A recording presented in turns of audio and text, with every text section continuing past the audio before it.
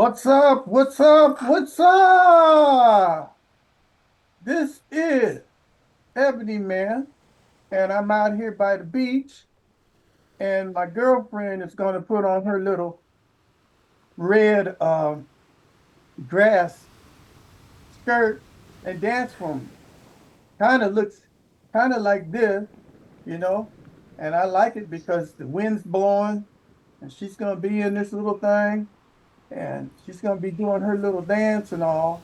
But you can see the wind is really blowing out here, and I can't wait till she puts this little red thing on and be dancing right in front of me, in front of right here at this lovely beach. This is our private little beach, and I really enjoy coming out here and watching her dance and all.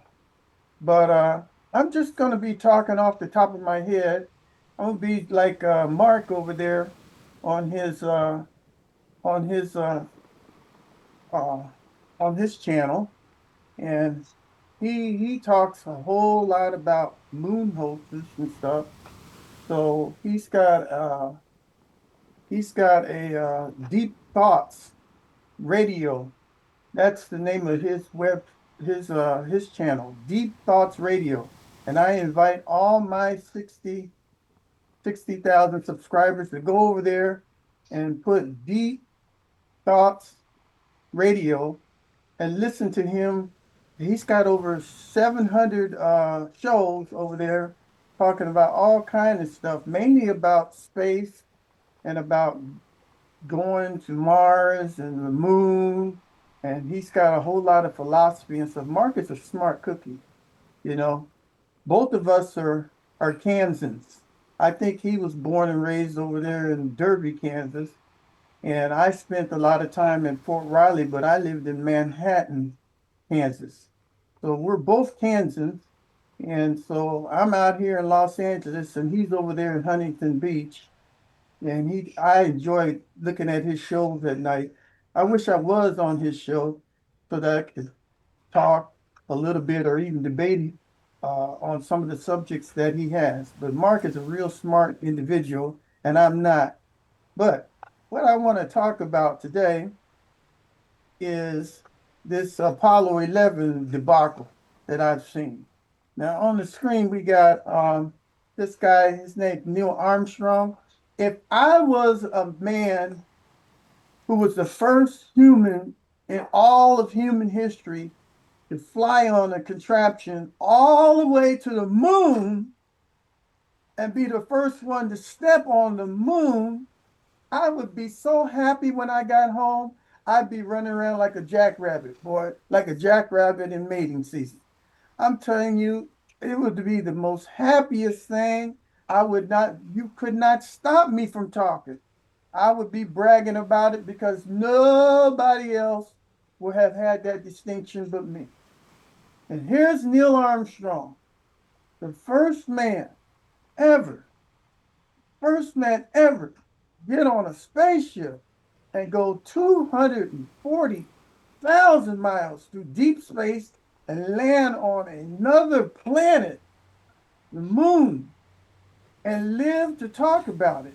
He should be so elated. He should be so happy. And there was two other people there too. There was Collins was out there. Buzz Aldrin was out there. Those three should be the most happiest people in the world.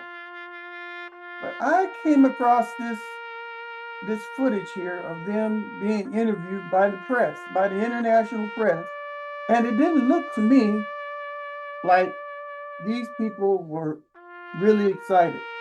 So I looked here. I looked at the facial expression. I want you to look right here. When I go through this, I want you to look at this facial expression right here. You see this right here? Does that look like a guy who's happy? Is he happy? Does he look like he's overwhelmed with joy? Or does he look like somebody's holding a gun to his head? All right, so I want to go ahead and just piece by piece, let's listen to his demeanor. Let's listen to how he talks. Does he sound like a man who did something that no other human on the planet has ever done? ever. Is he really excited about what he does? Let me go ahead and play a little bit of this to see what this guy is doing here. This is Neil Armstrong, and I'm going to play a little bit here to see what's going on with this guy here. All right, so let me rather one that took place in the last decade. We all here and the people listening in today had the opportunity to share that adventure over its developing and unfolding. now wait just a minute. Did I see his hand shaking? Was his hand shaking? Did he take a gulp? Look at these hands. Look at this hand right here. Look at that hand. Look at these hands here. Right? They're all hunched over. Nobody has a smile on their face.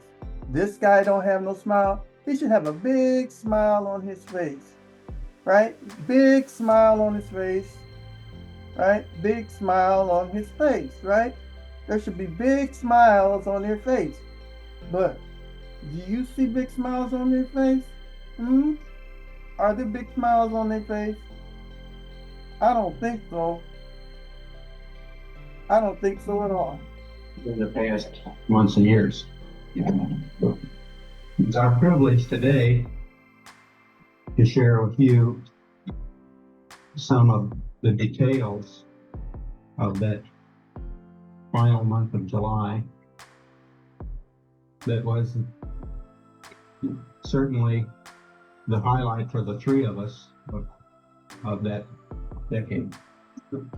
Does he sound like a man who's overjoyed, or does he sound like he's about ready to go walk that last walk, dead man walking down to the executioner chamber to be executed? I want you to look at Buzz over here. Look at his eye. Look at the way that he's sitting. Look at Collins over. Look how everybody's looking down and away. He's clearing his throat. They don't look like a happy bunch of people to me. It looks like they've all got something deep within their soul. And Neil's a very religious person. So if he did not go to the moon, he's sitting there committing a mortal sin right in front of the whole world, and he know it. So look at these people. Do they sound and look like people that really enjoyed what they did? We're going to divert a little bit from the format of past press conferences and talk about the things that interested us most, in particular the things that occurred on and about the moon.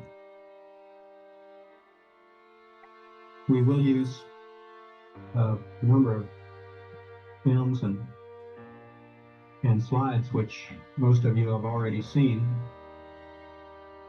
and with the intent of pointing out some of the things that we observed on the. Okay, what has he observed? The big light.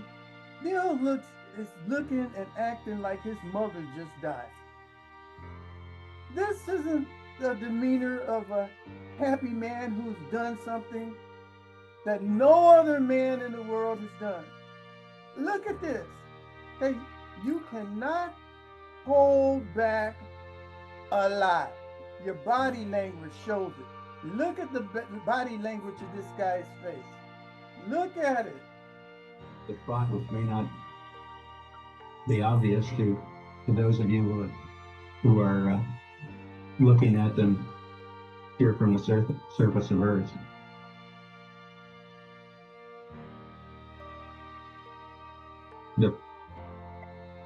The slide, as you know, started promptly. And I think that was characteristic of all the events of the flight. Looks like he's about ready to start crying. Don't it? He's choking up. He can barely talk. He don't know what he's saying. And he certainly don't want to be there. Let's move this film up a little bit to another section on this thing here. Let's see if they settle down a little bit. Let's see. Did they settle down? Glow around the upper portion of the lens. The general color of the terrain looking down sun was a very light tannish color. Look at Colin looking down. As we look more across sun to a more sharper, well-defined features and more of a gray color. During the initial time period after touchdown, look at this guy. They know that they are lying so much. Look at this guy right here.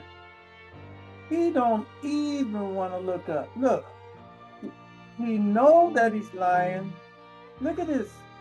And he's looking down in a way like he wants to get off. Look at this guy right here. He's looking down in a way like, I don't want to be a part of this. Huh? They look so sad, right? So sad. Look at him. Really sad. I don't want to be here on the stage. I'm looking down in a way. Get me off the stage. Buzz, stop talking. Right? You see it? Look, I'm not lying to you. You can see for yourself.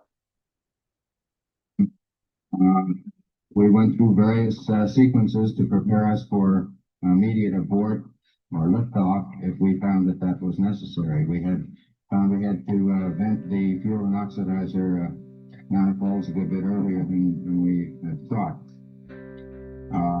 We went through these various checks and prepared for one liftoff that would occur about 21 minutes after the beginning of powered descent.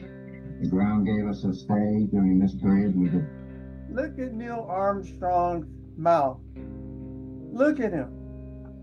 He's sitting there going, you know, I know all this is a lie, but I hope that Buzz don't slip up because Buzz likes to drink alcohol. And we hope that he don't slip up, right? And he's just sitting there, moving around in the chair. All three of them look very, very uncomfortable. To make use of that. We then proceeded at that point into our simulated countdown, which consisted of checking our guidance systems.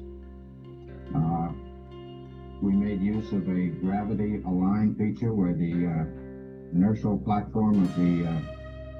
Neil hasn't smiled a bit. Let me go a little further. Now, we know that NASA gets about $69 million a day.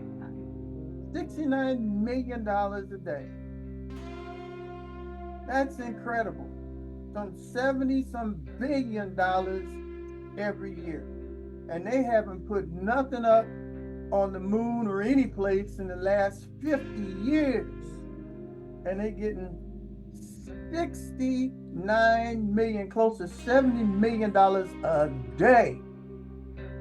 And JPL, who also works with NASA, they employ 5,500 employees, and just about every one of them is making over $200,000 a year or more. And today, they're going to take and lay off 550 employees. That's happening today. What's today? Today is it the 14th? Yeah, it is. It's October 14th. They're laying off 550, right, employees over there in Pasadena.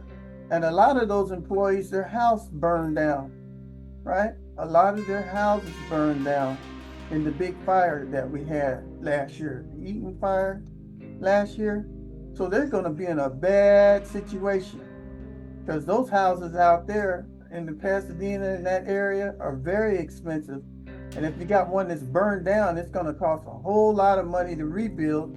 And if you're going to be laying off, JPL's laying off 11% of their workforce today, right? And they're going to cut 25% of NASA's budget. That's what Trump's gonna do. He says, you know, you guys, you're not producing here. We got to cut a quarter of your budget. So, and what have they done? They haven't done anything. You got Elon Musk over there at SpaceX over there putting out all these rockets, going to Mars, flying this Tesla car all out in outer space, putting up all these combo links in space around the Earth. The one man, Elon Musk, is outdoing NASA and JPL combined, right? In his SpaceX project. And NASA, all they're doing is collecting $70 million a day, and they ain't doing a doggone thing. And here's the product, the prodigy childs here. We got Neil and Mike and Buzz sitting over here. First people to get to the moon and walk on the moon. And look what we got to show for it. What do we got to show for it? Let me see what else they got to say. Did they?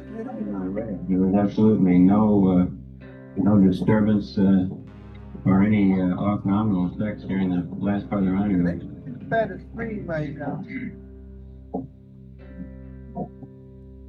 Look how they keep shuffling around in the chair. The RCS quads, and down below at this relatively close range, it had a decided three-dimensional effect and was undoubtedly one of the most impressive sights of the flight. You notice that Neil always and we went I think does this sound like a man who did something incredible, who's happy about what he did, right? Does it look? I'm showing you the doggone picture right now. Do these three people look like they accomplished that mission? Or do they look like they might have faked it and are coming out, and if they don't say what they're supposed to say, something might happen to them? They might get a Grissom, right? Remember him? He opened his mouth and hung a limit up on the doggone thing, and him and two other of his companions, they all got burned up in the doggone space capsule. Said the door we couldn't open it because it opened the wrong way, right? It opened inward, and we couldn't get them. Cooked them alive, all three of them. So, and they were supposed to be the first three to go to the moon. So these three are the replacements right here. So they looked and seen what happened to the first three that got burned up. And these three are saying, no, we're not gonna get burned up. Our family's not gonna get injured. We're gonna do the party line. Yeah, whatever they say. If they tell us to jump, we're gonna say how high, right?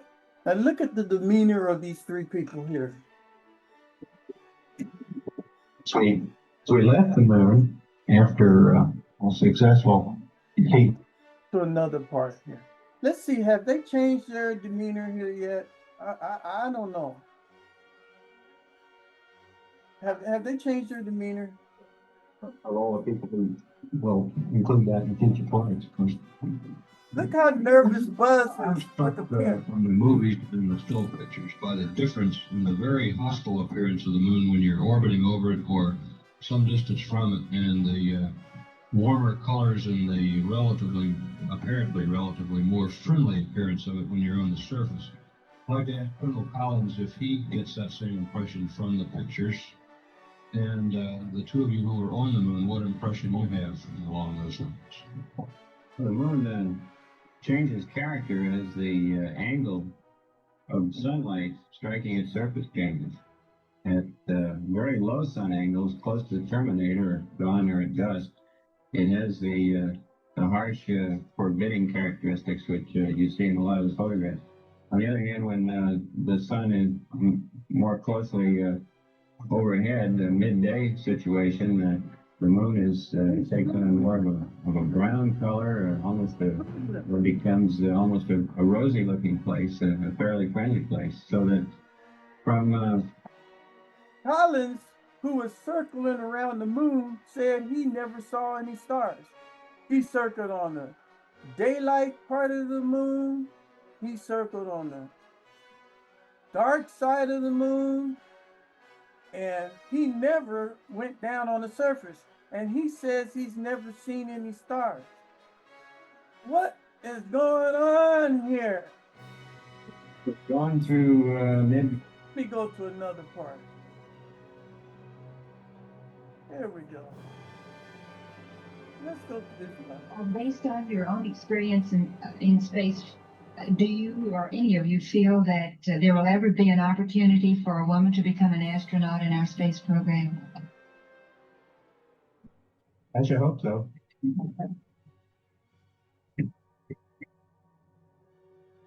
Ha ha ha ha I'd like ha. to go back to something that Neil Armstrong said a while back, that there was so much out there you would like to have done. As it was, you ended up a considerable number of minutes behind schedule. Is it because the schedule was overloaded for the EVA, or can we expect all astronauts, when they reach the moon for the first time, to enjoy themselves and spend as much time doing so as you seem to? We plead guilty to enjoying ourselves. As Buzz mentioned earlier, we're recommending that we start the future EVAs with a 15 or 20-minute period to get these kinds of things out of the way. Get used to the surface and what you see, adapt to the 160 and maneuvering around. And probably we just included a little more in the early phase than we were actually able to do. Look how he's holding his pen. Does that look like a nervous guy holding the pen right there? He's rolling it around. They don't know what to do with their hand. And it's funny. They only snapped one picture of Neil Armstrong. The first guy who ever walked on the moon. They only got one picture of him. And I don't think they snapped any pictures of planet Earth. If I went to the moon and I was sitting on the moon, the first thing that I would take a picture of is the place that I come from, planet Earth. Okay, so how many photos did they take of planet Earth? One. How many photos did they take of Neil Armstrong, first guy that set foot on the moon? One. How many photos did they take of them fooling around and throwing stuff on the ground and using the toilet and all this? Thousands and thousands of pictures of all that. Of the space moon rocks and stuff. They took thousands of pictures of that. Matter of fact, they took so many pictures, it was calculated that they had to snap off a picture every 15 seconds. That's how many pictures that they were there for hours, and every 15 seconds they were snapping a picture, and they did it. They had a Hasselblad camera mounted on their chest, and they were taking picture perfect pictures. They couldn't even put the head down and look at the camera, right? They had big mitts on, and they were taking pictures every 15 seconds, right? On Kodak film in 250-degree heat and 250 degrees below zero. The guy who built the camera said if a camera was in that situation, it would explode. All right, let's go ahead and just listen to some more of this. Two questions. Where did the weird sounds, including the sirens and whistles, come from during the trans-Earth coast? So much more pronounced. Tricked him, right? You can't hear nothing in outer space. There's no atmosphere, so there's no noise. So you couldn't hear anything. And he asked him about the sound. So he tricked him to see if he would reply. And he's talking about he can hear stuff. What's going on here? Or Mr. Armstrong. See, he knew he just got tricked, right? Look at his face. Oh man, the guy asked me, did I hear something? And I said, yeah, I did. And he go, uh-oh, I've goofed. Right? Now he's looking down at the table. He want to crawl off the stage. He want to crawl off that stage because he done goofed. Did you plan to take over semi-manual control, or was it all? Uh-oh. They took and just got rid of that part. Right? They got rid of that part. To me, they're near and far. Oh, Who out of these three look like Fredo? Right? Have you ever seen The Godfather? Right? And the oldest brother is Fredo. Don't this guy look like Fredo on The Godfather? Right? They took him out on a boat and put a bullet in his head. Aspects to His his own brother. term, I think it's a technical triumph for this country to have said what it was going to do a number of years ago. Then, by God, I don't want to hear him. I want to see him. I want to see Neil. Beginning of a new age. Look at him. Like he's at a funeral. How much decent fuel did you have left when you actually shut that? Uh-oh. Look at Buzz sitting off to the My side. own instruments. Look at Buzz Aldrin. He's going, you know, I've had enough of this lie. I would just want to just leave, right? And if Colin says anything, he don't know what he's talking about because he was never down on the surface. So it's up to him to come up with this lie. Let's see what he's going to say. They want to know how much fuel he had left. Would have indicated less than 30 seconds, probably something 15 or 20 seconds. I think the analysis of made here on the ground indicates something more than that. So wait a minute. Greater than 30. Wait a minute. Wait. Buzz was standing right next to him. So how come Buzz ain't chiming in? How come Buzz isn't chiming in? There was two of them in there, and Buzz was right next to him. And he's not saying a thing. What's up with that? Look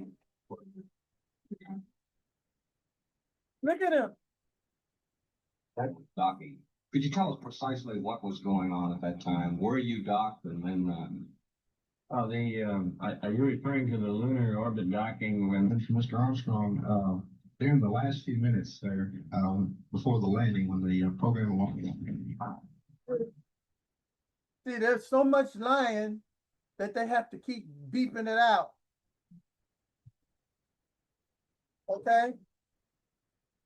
And there's the people clapping because they all want their job, right? They'll clap on anything. The kings got beautiful clothes, and the little boy goes, but mommy, the king is not wearing no clothes at all. But everybody says, yes, he is, and they clap, standing ovation. Yeah. Look how fast they're getting off. They don't have nothing to do with this. Look.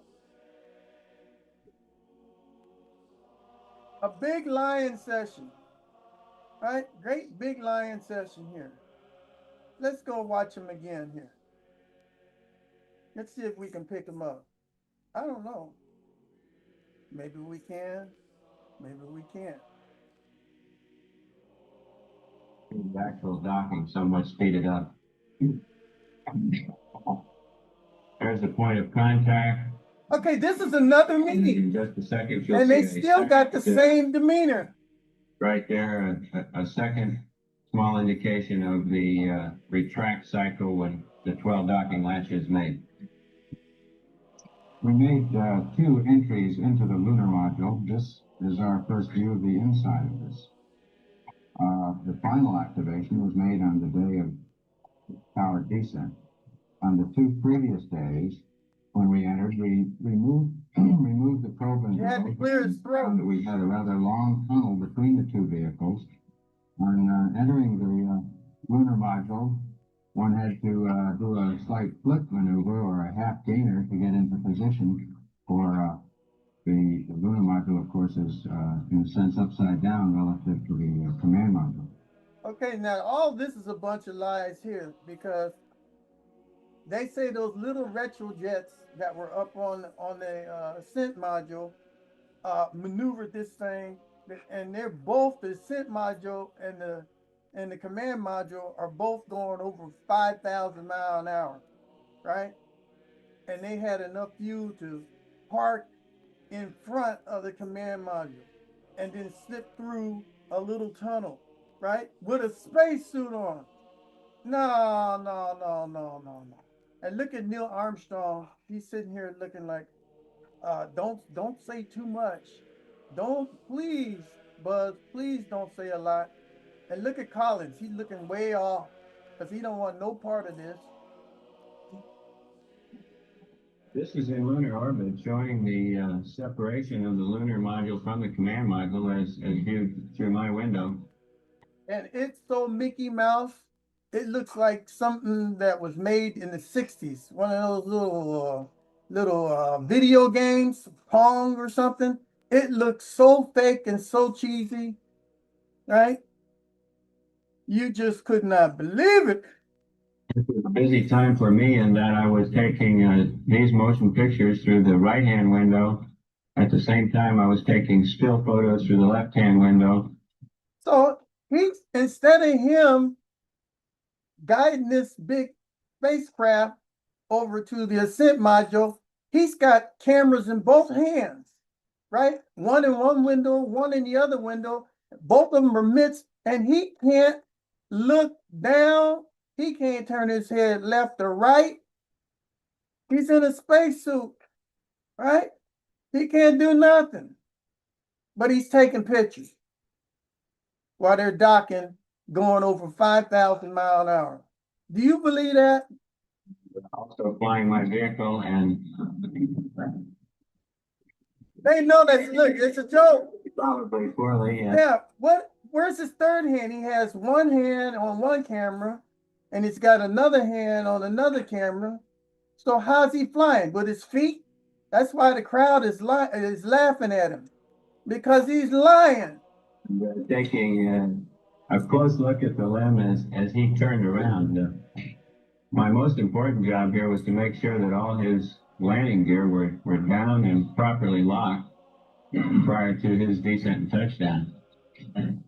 This is his yaw maneuver, and the white dots you see are the landing gear pads.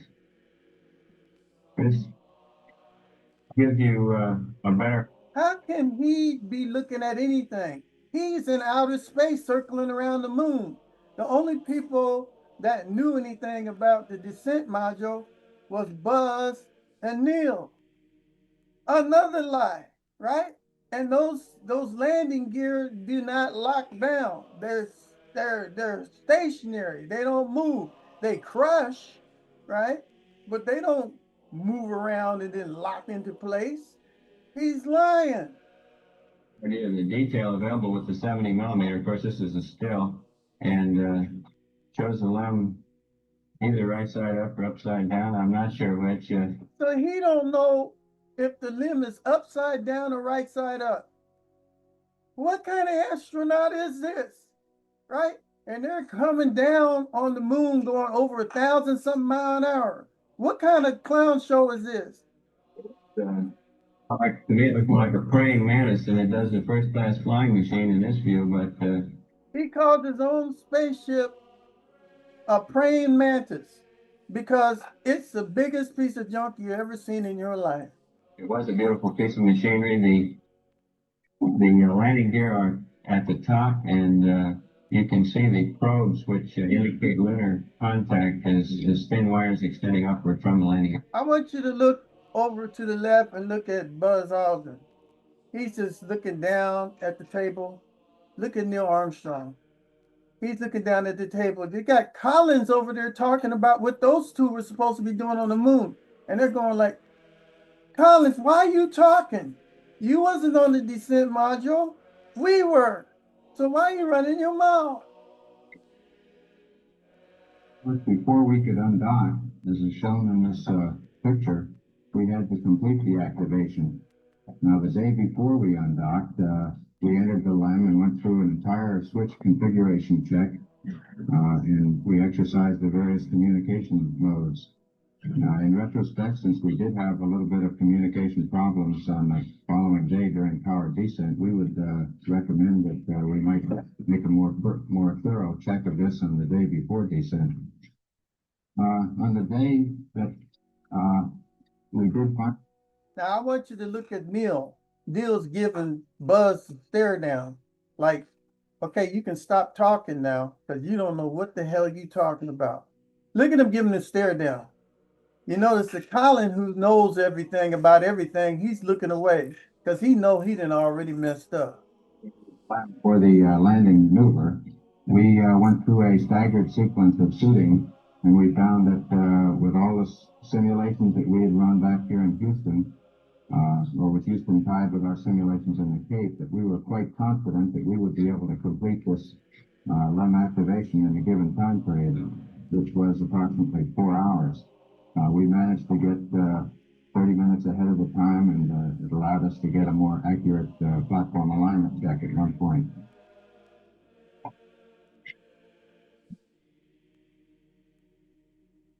Guilty. Docking maneuver, we went through a brief radar check, and then the command module executed a 2 foot per second maneuver away from us so that we would both be able to independently exercise our guidance system through a star alignment check. Okay, you got two people looking to the right, and the guy in the center is looking to the left. You see that? That's Neil over there. He's probably kicking Buzz in the shins right now, telling him you're talking too much. All right. So we looked at this show here, and all I wanted to show you is does this look like the face of people that were on the moon? Do they look like a happy bunch of people to you? Do they look like they accomplished what they said they accomplished? Does this look like the face of somebody that's real happy on what he did? We finally entered the LEM for the landing maneuver. We went through a staggered sequence of shooting, and we found that with all the simulations that we had run back here in Houston, Look at that. or with Houston tied with our simulations in the Cape, Neil looked like he's about ready to cry. Look at that face. Look at this face right here. Look at that face. Does that look like the face of somebody who was really proud of what he did? Or does this guy got a face and he's religious? Does he have a face of somebody who knows they're all lying? And he's got to do what he's got to do because he's under some kind of threat, right? He's under some kind of threat. He don't want to be in no spaceship that's going to blow up or burn up or be his car stops on the railroad tracks and gets run over. He don't want no accidents. He wants to do what he was told to do. And I do admire all three of them because they did exactly what they're supposed to do. When you join an organization like the military, no matter what branch you're in, you're supposed to follow orders, right? Unless you decide is that order a legal order or not. But other than that, you're supposed to follow orders. You're not supposed to question anything, and you're supposed to do what you were told to do. And that's what these three guys did. But you can see the body language shows you right there that they weren't proud of what they did, even though this is something that no other man has ever done before. And now today, after 50 years, okay, you can see that our administration is starting to defund all this and divert all that money to something more useful. All right. So that's what I wanted to show you today. And I'm finished looking at this here. And Mark's going to chime in on it. You need to go over to Deep Thoughts Radio. Go over to Deep Thoughts Radio and let me go ahead and erase that circle off of his face because it's just so depressing. It makes me want to start crying, right? Makes me want to start crying when I'm looking at Neil's face. So I'm out here at the beach and I'm enjoying the weather out here. And I think it's just great. And like I said, my girlfriend, she's going to put on that dress. The wind is still blowing out here. It's still blowing. And she's going to put on this little red, not this ain't the dress she's going to put on, but it looks kind of like this. And she's going to take and put that on. And I'm going to really enjoy her doing her little dance in front of me and all. I want her to do her little Hawaiian dance and put the necklaces on me. And then I'm going to be drinking my can of Red Bull here, enjoying the rest of my day. So I hope that you enjoyed this. This was just off the top of my head. It was just off the top of my head, folks. I didn't plan this or anything. I just wanted to talk like Mark talks, but Mark's more intelligent than I am. So I'm going to thank you for being on the What's Up show and hope to see you in another episode. What's up? What's up? What's up?